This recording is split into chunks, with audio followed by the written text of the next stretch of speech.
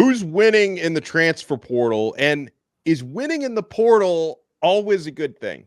I'm Alex Donno from Locked On Canes. He's Kenton Gibbs from Locked On Wolfpack. We're in today for Spencer McLaughlin, who's enjoying a nice week. I know he goes hard on Cinco de Mayo, Kentucky Derby. So we're letting Spencer enjoy a nice long weekend here on Locked On College Football. Today's episode is brought to you by Monopoly Go. Got to talk more about this, guys. This fast-paced game lets you team up with friends for tournaments to unlock awesome prizes like unique stickers for trading, cool playing pieces, and hilarious emojis for taunting your friends. So download Monopoly Go, now free on Google Play or the App Store. Game on. Now, Kenton, this is a weird thing to say just based on the fact that it was 3 nights ago was the deadline to enter the transfer portal. There are still names trickling out days later of players who are leaving their schools because you filed your paperwork by midnight on Tuesday doesn't necessarily mean your name was leaked or reported on. So there are still schools finding out that they're losing players, and there is not a hard deadline on committing to your next school. So players who have entered the transfer portal are still in some cases working on finding a destination, but we've got a pretty clear idea after more than 2 weeks. The teams that are coming out on top in this transfer portal season. So your top 10 right now, and this does include the December-January portal window. So from the end of the season to now, your top 10 in the transfer portal, according to 24/7 Sports: Washington at number 10, Florida at number 9, Ohio State at number 8. I'm actually surprised Ohio State's that low because they have made some impactful additions, including Quinshon Judkins. Texas at number 7. Colorado at number 6. We'll circle back to them. Florida State at number 5. Alabama at number 4. Oregon at number 3. Texas A&M at number 2. And Ole Miss coming in at number 1. They have made 18 additions in the transfer portal. One of those being a 5-star, 7 of those being 4-star. And Kenton, this is a situation where, and this is familiar territory for Lane Kiffin, and the top transfer that they brought in with a 5-star rating is Walter Nolan, the defensive lineman who came over from Texas A&M to Ole Miss. Lane Kiffin is known as the portal king, and he has made a lot of business through the transfer portal, and I'm not surprised that Ole Miss is thriving in that area, because if you look at the situation Ole Miss is in, Kenton, especially now that there's a 12-team playoff, this looks like a team that is ready to contend. And if you look at most of the preseason playoff selections, people tend to probably not winning the SEC because Georgia exists, right? But a lot of people have Ole Miss getting into that playoff with an at-large bid and maybe going all in to try to win something with Lane Kiffin there at Ole Miss. Oh, they absolutely could. Anybody who says that Ole Miss is not a winner in the portal, they're a fool and a half. Like, that team objectively picked up plenty of players that can get it done. I'm a defensive lineman, a former buffet buster myself, and they got one of the best in the nation, a guy who could have been a first-round draft pick had he come out in this year's draft in terms of Walter Nolan, if he was able to. And yet he is, again, him coming to Ole Miss, that's a hell of a get, man. That's a hell of a get. I know Stephen Willis of Locked On Podcast Network, who covers the Rebels, had to just be frothing at the mouth and just so excited he couldn't contain himself at that type of commitment. Because, again, for so long, it has been Lane Kiffin's all about the offense, all about the offense, all about the offense. But as of late, the difference in Lane Kiffin teams have been the defensive fronts have been good. Right. They've been really good. You get a player like Nolan, all of a sudden you go from good to great. You get a player like that, all of a sudden you're in a whole nother atmosphere. And you combine a great defense with a great offense, that's the recipe for a great what? Great team. Absolutely, saying that Ole Miss is a winner in the portal, that makes sense. But I want to talk about the team that you talked about, because quantity is all right. Quality is better. And I think that Ohio State got some of the most quality gets out of the portal that I have seen in quite some time. And not only is it a situation where it's like a 1 in a million type deal, but when you think about the players that they got and how they got them, you're kind of left here saying, oh man, we probably won't see this again for quite some time. I mean, you look at them picking up not only a guy like Caleb Downs, who, let's be very honest about this and let's be very frank about this. We have not seen a safety better than Caleb Downs in quite some time. And that's not a joke. That's not hyperbole. And he is, I believe, the number one ranked transfer in the entire class, Caleb Downs. No one's ranked in front of him. And it makes sense because he can do it all. He can do it all. At 6 feet, 203 pounds, he can run, he can cover, he can come downhill and hit. He has anticipation. And the thing that is so special about him, he's not – normally you have to ask, is he an athlete or is he a football player? So the difference being athletes can do a lot of things. They can do them well. You can put them on a basketball court. They can do that well. They can jump out the gym. They can run really fast. They can do all this stuff. They can probably, it's a big man who can do a 4 splits or a 4 backflip, whatever. But then there's a football player. He just knows the game. He knows where he's supposed to be. He knows leverage. He knows how to do different things. Caleb Downs is both. He has both of those things in his bag in spades. Him coming along is a hell of a pickup. And then you look offensively. Will Howard, if Will Howard was Ohio State starting quarterback last year, we may have a different national champion than we had last year. And I'm so glad, like you bring up Ohio State, and you're right too, because when 24/7 is grading these transfer classes, it's a formula that combines the quality with the quantity. Those are both factored in to the average score. Because Kenton, there is no question, pound for pound, Ohio State has the best transfer portal class, and it's not even close. The difference is they were just plugging selective holes. They only brought in 6 players, right? A lot of the other teams that made these rankings, Ole Miss brought in 18 players. Texas A&M brought in 21 players. I mean, Ohio State didn't have that many spots they needed to address, but they addressed them. They brought in it's always interesting when you bring in the combination of the veteran quarterback, and Will Howard is going to be their starter this year, who comes over from Kansas State, but they also bring in the blue chip young guy in Julian Sayin, who comes in to be the quarterback of the future, along with Caleb Downs, along with Quinshon Judkins, which, for most teams, that would be the best guy you bring in, but he's like the 3rd or 4th best guy in this transfer class, which is scary. They also bring in a tight end from Ohio in Will Kazmarek, and an Alabama interior offensive lineman, Seth McLaughlin. No relation to Spencer McLaughlin, at least I don't think so. But yeah, I mean, but Ohio State, no doubt, the quality is there. The quantity may not be, but I want to talk on this episode, Kenton, a couple of other topics we have on the table. The NCAA is getting sued again, left and right antitrust lawsuits. There are more parties joining the table here.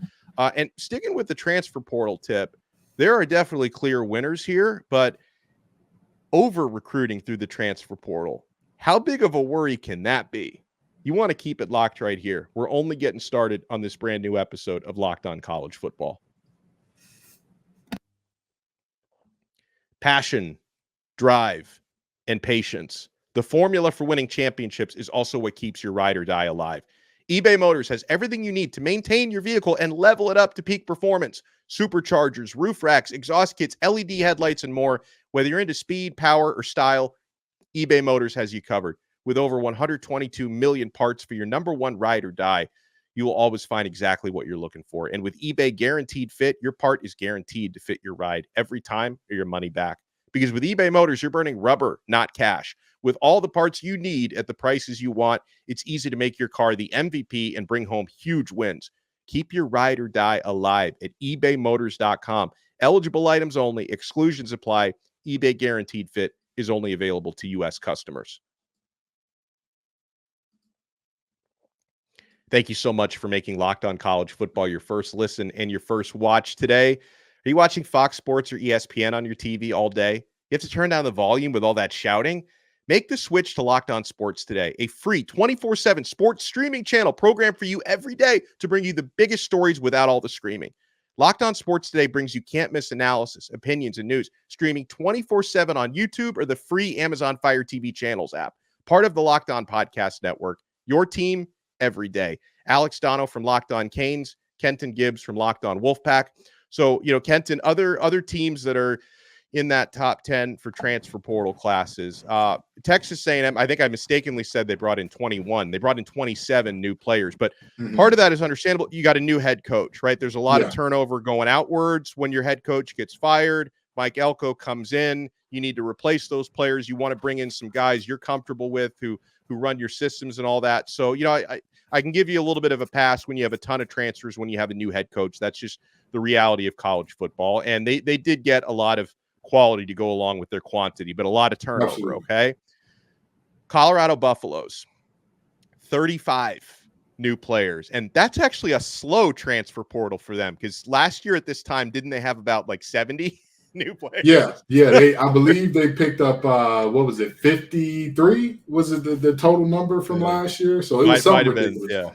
It was ridiculous. But and listen, this is the second year of Coach Prime, and I know there's a lot of mud being slung in both directions. People are trashing Deion, and Deion's coming after people. He's been on the offensive, and Shedeur Sanders has been on the offensive. But yeah, I think the greater point that I want to make here, Kenton, is at what point does continuity start to matter? And, I'm not saying Coach Prime or anybody who brings in a lot of transfers doesn't have like a clear vision and idea of what they want their team to look like. And you've got this opportunity because the transfer portal, it's basically NFL free agency, but there's no salary cap. So there's not really anything that's stopping you from bringing in as many players as you want. But can that disrupt chemistry, Kenton? And not to say Colorado was a great team last year. They had a nice start, but they ended up with a losing record. Is there any concern, whether it be Colorado or anybody else who brought in a ton of transfers? I mean, Louisville, second year of Coach Brom, they brought in 30 transfers. Florida State brought in, I think 18. Miami brought in 13. So is there any concern? 15 for Florida State, by the way, I stand corrected. What does that do to the continuity and chemistry of a locker room?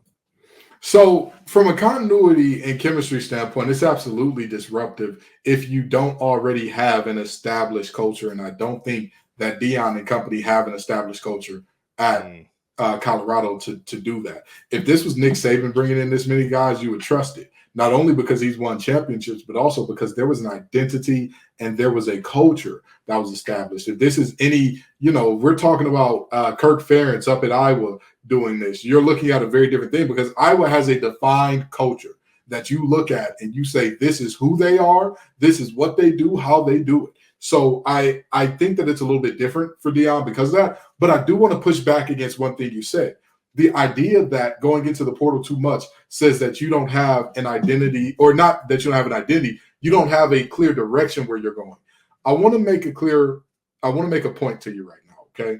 Mm-hmm. Of the top 20 transfers into the program in terms of Colorado, you are looking at the vast majority of them being players that put their hands in the dirt.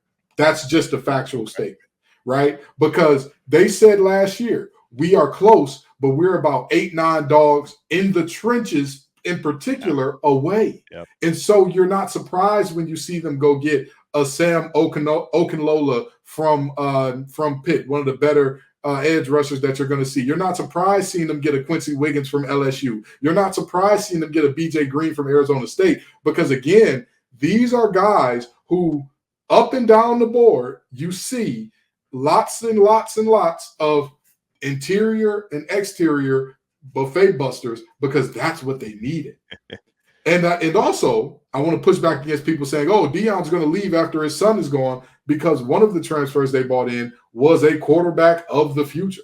So if I was, it's like how people say you're not going to prep a steak if you're going to end it all, in terms of like, oh, you're going to go do something stupid to get yourself arrested. You're not going to do that intentionally and be like, oh, wow, I forgot that steak at home. Well, I guess that thing's going to rot pretty soon here. It's the same type of deal here. So I think that there absolutely is a balance for that situation. But I just think that what Prime is doing is he's just throwing everything he can at the wall and seeing what sticks in terms of big bodies, because that's where Colorado was decimated last year.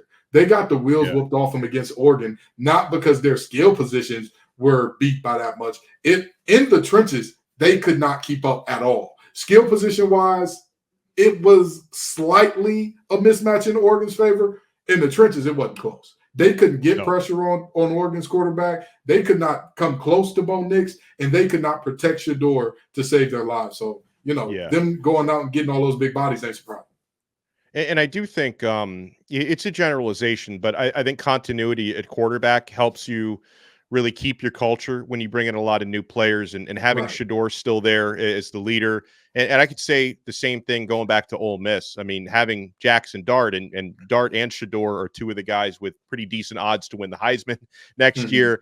So that does help the continuity to be able to have not only the same starting quarterback, but in both of these cases, really good starting quarterbacks can really help that process. Because then, you have to wonder about, and it's not to say that transfer quarterbacks can't take their teams really far. I think you have to have a strong mental makeup because, you and I, we host Locked On ACC, and there's a lot of new starting quarterbacks around the ACC. Oh, for sure. I mean, you think about Florida State and Miami. Florida State, they turn the page from Jordan Travis, who runs out of eligibility. They bring in DJ Uiagalelei from Oregon State. Miami thinks that they have probably a pretty sizable upgrade going from Tyler Van Dyke to Cam Ward. And these are new quarterbacks. You don't have continuity there. But thing is, they're both veterans. They're both super seniors. They both seem to have strong leadership capabilities. So you've got to hope and expect that would help that transition be a smooth one. Oh, absolutely. Absolutely. Having a starting quarterback come back absolutely is a part of maintaining that that kind of the culture that you want in your program. But I think it also goes to a bigger thing in terms of program success leading to that culture remaining. Because with all due respect, while people talk about Colorado only winning 4 games last year, do you know what team had the biggest point differential turnaround in the country last year? It's Colorado. Yeah. As much as people talk about, look at Northwestern. They had a worse record than them last year, and they won 6 games. If you look at Northwestern a year ago, they literally were like 5 missed kicks away from being a 6-7 win team.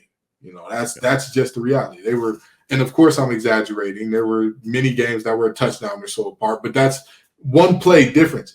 Colorado was abysmal. They were getting blown out by everybody who came to see them. So, you're looking at a situation in terms of talking about maintaining the culture where you need success.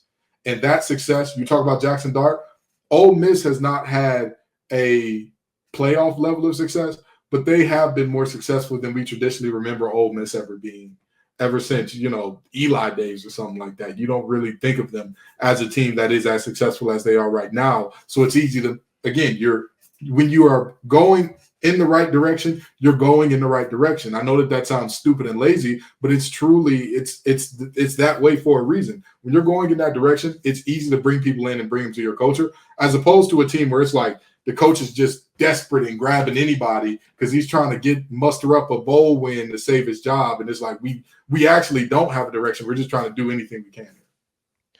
Coming up next, it's hard to keep track of all these antitrust lawsuits against the NCAA.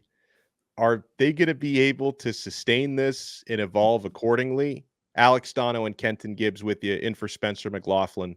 Locked On College Football rolls on. Oh, and Monopoly Go is rolling on, my friends.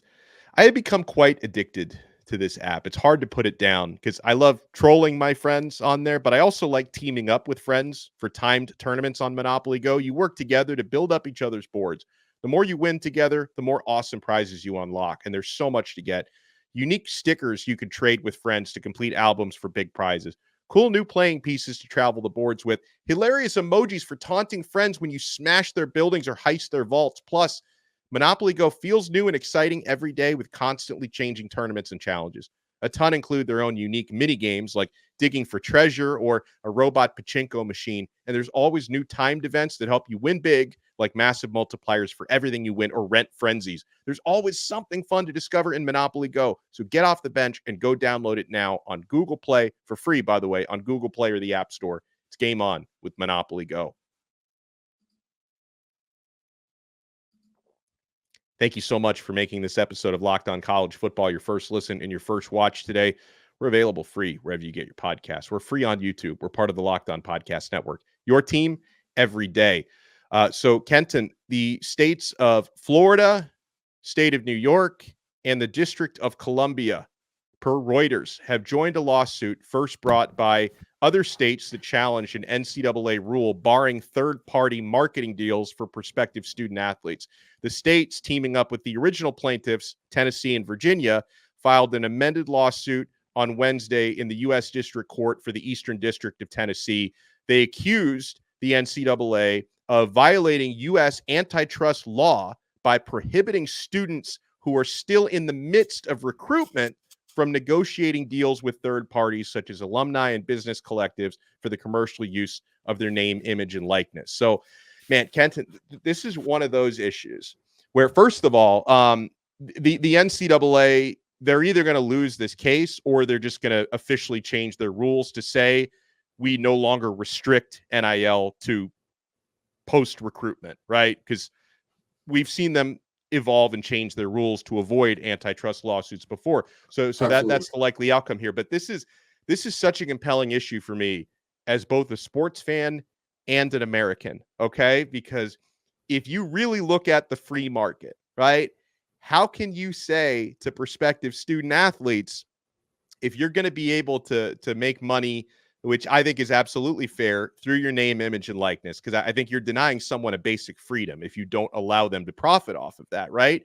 And then if you try to tell them, well, you can't actually officially negotiate until you've picked a university, then how do they know they're getting the best bargain for that freedom of their name, image, and likeness? So that's the American in me. But then the sports fan in me is like, okay, you've basically turned college football into professional football on steroids because there's no salary cap, right? Yeah. And so, you're basically going to have, in some cases, boosters disguised as collectives that just create bidding wars, and it's not the college football we know anymore. So it's like, does the sports fan in me want to deny a basic freedom from another human being, or does the American in me want to deny the sport that I love so much of competitive balance? It's a very complicated issue.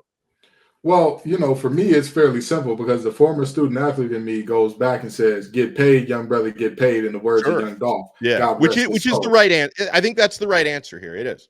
But here's the thing that I want to point out here. This is just a monkey see, monkey do thing, and we're going to see these laws popping up in every state. I guarantee you by Christmas, all 50 U.S. states are going to have this law already enacted. And actually, D.C. is included too. So I guess 51 in that type of realm. So with that being said, I look at this and I agree with you 1,000%. And it is that struggle and all that. But ultimately, football became what it became because the coaches started it. The administrators started it. This started when Nike and Sonny Vaccaro were going around saying, "Hey, Georgetown, we'll give you some money if you wear our shoes." When Gatorade was going around saying, "Hey, Nebraska, you're the best team in the nation. Nobody can stop you. Hey, Florida, guess what? We've got this drink that will aid the Gators. We'll call it Gatorade." I think it was actually invented at University of Florida, which is why they called it Gatorade. Yeah, that's where it came from. Yeah. But that's the reality, though, right? Like, you can't open Pandora's box and say, "I want it to be professional for me," because NFL coaches don't move as much as college coaches do, and in the manner that they do. We would never hear a story about a NFL coach that's sitting at a dinner with a free agent that he's trying to court and then leaving those players or that player to then go take another job like we did with Tommy Tuberville. We never hear about that. We never hear about that. But look what the coaches turned college football into. Look what the administrators turned it into with an unending quest for money. It was only going to be so long that you could keep that money from the players. It was only going to be so long that you could have Nick Saban and Miss Terry having 3, 4, 5, 6 houses and saying, "These players are asking us not what we can do for them, but how much we can give them." Did you ask Alabama what they could do for you instead of how much they could give you when your agent got in there and negotiated? You should have worked for free, Nick. Why didn't you work for free? Why? Why didn't you say you made a deal that said you had to be, I believe it was either one of the top 3 highest paid coaches. So every time other guys got paid, his salary got higher. Yeah, that's right. Why didn't you make a deal with them to say you want to be paid no more than the average of the state employees in the state? Why didn't you? Right. Because it's not about what I want to make one more dollar than the guy at the DMV. It's what he should. Yeah, $1 more than the average employee just to show I'm a little bit more valuable than the average guy. You didn't do that. So I think it's a little disingenuous to only look at the players getting paid and say, it's professionalism.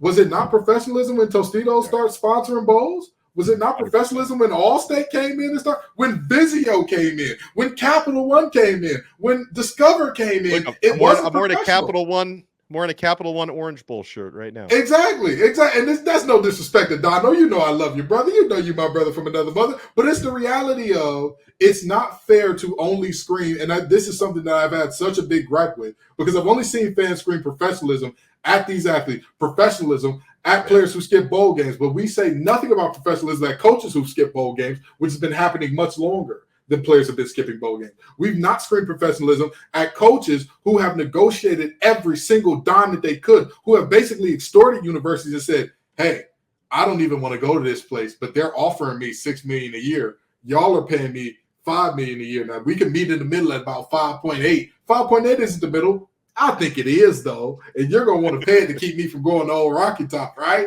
All right. So, I mean, I don't think it's fair to scream professionalism right now if you weren't screaming professionalism back then. That's my only take on this because it absolutely is professional sports. But to me, it became professional sports when all of these bowls became, again, this is not just the Orange Bowl. This is the Discover Orange Bowl. That, to me, is professionalism more so than any of these players getting paid. So here's my other big takeaway, and it's not just this antitrust case because the NCAA is involved in multiple of these. Oh, absolutely. Where we've come to find out in just recent months that they can no longer enforce any sort of transfer rules. We're on the path now where they can no longer enforce any sort of NIL rules, which begs the question from where I sit: does football need the NCAA anymore? Hey now.